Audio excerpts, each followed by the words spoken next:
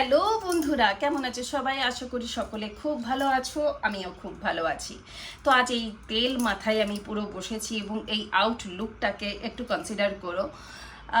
কারণ আজ আমি হেয়ার অয়েলিং করেছি এবং স্নান করার আগে অবশ্যই শ্যাম্পু করে নেব, সেই জন্যই। তো এখনই এই তেল চিপচিপে মাথায় একটা প্রোডাক্ট রিভিউ করতে বসেছি, আর এই আউটলুকটাকে একটু প্লিজ কনসিডার করো, ক্ষমা করে দিও। তো আজকে একটা স্প্রে তোমাদের সাথে, মানে হোম স্প্রে তোমাদের সাথে শেয়ার করব। এটা হচ্ছে ওডোনিলের হোম স্প্রে এবং এটা হচ্ছে স্যান্ডেল, মানে এর ফ্র্যাগ্রেন্সটা হচ্ছে স্যান্ডেল বাকেট। তো এই স্প্রে সম্বন্ধে ডিটেলসে চলো কথা বলে নেওয়া যাক। প্রথমে বলি যে এটার দাম নিয়েছে কিন্তু 220 ml আছে, 220 ml এর দাম নিয়েছে। প্রাইস তো লেখা আছে 169 রুপিস, কিন্তু এটা যেহেতু আমি ফ্লিপকার্ট থেকে নিয়েছি, তো এখানে আমি এটা পেয়ে গেছি ওই 90 টাকা। তোমরা অনেক মানে সস্তা বা অনেক কম দাম অফলাইনের থেকে অনলাইনে পাবে যদি সেটা অ্যামাজন এবং ফ্লিপকার্ট থেকে কেনো। তোমরা হয়তো নিজেরাও পারচেজ করো এবং তোমরা হয়তো দেখেছো এই জিনিসটা। প্রথমত বলি, বিশেষ কিছু বলার নেই এর সম্বন্ধে। গন্ধটা কেমন, লংজিভিটি গন্ধটার কতটা, আর এগুলো হচ্ছে মেন হোম স্প্রের মানে ক্ষেত্রে। তো প্রথমত হচ্ছে গন্ধটা, উল্টো দিকে স্প্রে করে ফেললাম। তো এইভাবে স্প্রে করে দিলে, তো তুমি যদি এটা একটা রুমের মধ্যে স্প্রে করো, হয়তো পুরো রুম জুড়ে 5 থেকে 6টা স্প্রে করলে, আর স্প্রে করলে তোমার এই গন্ধটা, ওডোনিলের এই গন্ধটা আমি দেখেছি যে এটা মানে যদি ধরো দরজা জানলা বন্ধ রয়েছে, এসি চলছে, বাড়িতে গেস্ট এসছে, তুমি চালিয়েছো এই স্প্রেটা, যদি মানে বাড়িতে স্প্রে করে দিয়েছো, তো একদম স্ট্রং গন্ধ তোমার থাকবে 3 থেকে 4 ঘন্টা। এবং তারপর গন্ধটা আস্তে আস্তে ফেড আউট হতে থাকে, মানে একদমই তোমার গন্ধটা হালকা হয়ে যাবে না। তারপর হয়তো খাওয়া দাওয়া করছো এবং ননভেজ থাকলে তো একটা স্ট্রং স্মেল থাকেই ঘরে, তো সেটাকে কিন্তু কভার আপ করে না।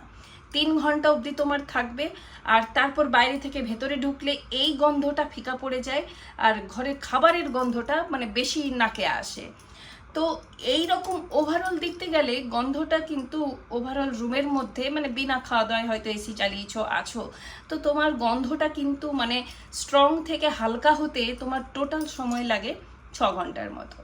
তার বেশি কিন্তু এই ওডোনিলের স্প্রেটা কিন্তু রাখতে পারে না গন্ধটাকে।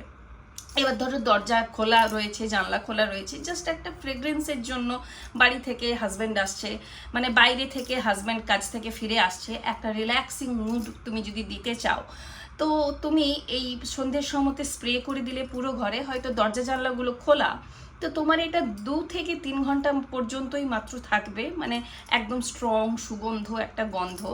তারপর রাত হতে হতে মানে তোমার ওই 6 ঘন্টার মধ্যে এটা কিন্তু পুরো ফেড আউট হয়ে যায় গন্ধটা, বেশিক্ষণ কিন্তু থাকে না। এর আগে একটা গোদরেজের এয়ারের আমি স্প্রে করেছিলাম, ওটার মানে লংজিভিটিটা একটু বেশি ওডোনিলের এই স্প্রের তুলনায়, মানে যদি তুমি দুটো কম্পেয়ার করো। তো ওভারঅল ঠিক আছে, মানে 160 টাকা দাম, এবং অনলাইনে তুমি এটা প্রায় অর্ধেকের একটু বেশিতে পাচ্ছ, 90 টাকায় পাচ্ছ।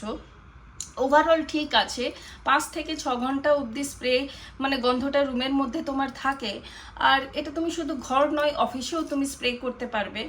তো এটা তোমার দিনে 2বার স্প্রে করতে হবে, বা ধরো যদি বেশি বাড়িতে লোকজন থাকে, খাওয়া দাওয়া খুব বেশি হচ্ছে এবং ননভেজ খেলে একটা স্ট্রং স্মেল ওঠে, তো সেক্ষেত্রে তোমাকে হয়তো মানে যদি ধরো তোমার প্রোগ্রাম ধরো 6-7 ঘন্টার হয়, তো তোমাকে সেক্ষেত্রে কিন্তু 2বার তার মাঝখানে, মানে 3 ঘন্টা ইন্টারভেল করে মাঝখানে এটা স্প্রে করে দিতে হবে, তাহলে কিন্তু ওই খাবারের গন্ধটাকে কোপ আপ করতে পারবে।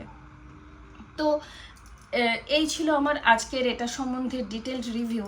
আর তোমরা যদি কখনো এটা ব্যবহার করে থাকো, তো তোমাদের কেমন লেগেছে আমাকে কমেন্ট বক্সে জানিও। আমি এটার লঞ্জিভিটি অনুযায়ী একে 10-এর মধ্যে আমি দেব 7, কারণ এটা দরজা জানলা খোলা থাকলে তোমার রুমটাকে গন্ধ রাখে, মানে স্ট্রং গন্ধ থেকে ফেড আউট করতে 5 থেকে 6 ঘন্টা, মানে আমাকে এটা দিনে 2বার স্প্রে করতে হচ্ছে। আর যেহেতু আমার 3 BHK এবং হলটাও বড় এবং বাথরুমেও আমি এটা স্প্রে করে দিই, তো আমার এটা 15 দিন মাত্র যায়, 2 সপ্তাহতেই এটা শেষ হয়ে যায়। আর যদি একটা রুমে তুমি স্প্রে করছো তাহলে তোমার এটা ওই 25 থেকে 30 দিন অবধি যাবে, কারণ তোমাকে এটা যেহেতু বারবার স্প্রে করতে হচ্ছে। এটা আমার মানে অনেস্ট এক্সপেরিয়েন্স এই স্প্রে সম্বন্ধে। তো তোমরা যদি কখনো এটা ব্যবহার করে থাকো, তোমাদের কেমন লেগেছে আমাকে অবশ্যই একটু কমেন্ট বক্সে জানিও। আর যদি কোনো প্রশ্ন থাকে সেটাও কমেন্ট বক্সে করতে পারো। আর যদি চ্যানেলটা সাবস্ক্রাইব না করে থাকো তাহলে প্লিজ সাবস্ক্রাইব করে দিও।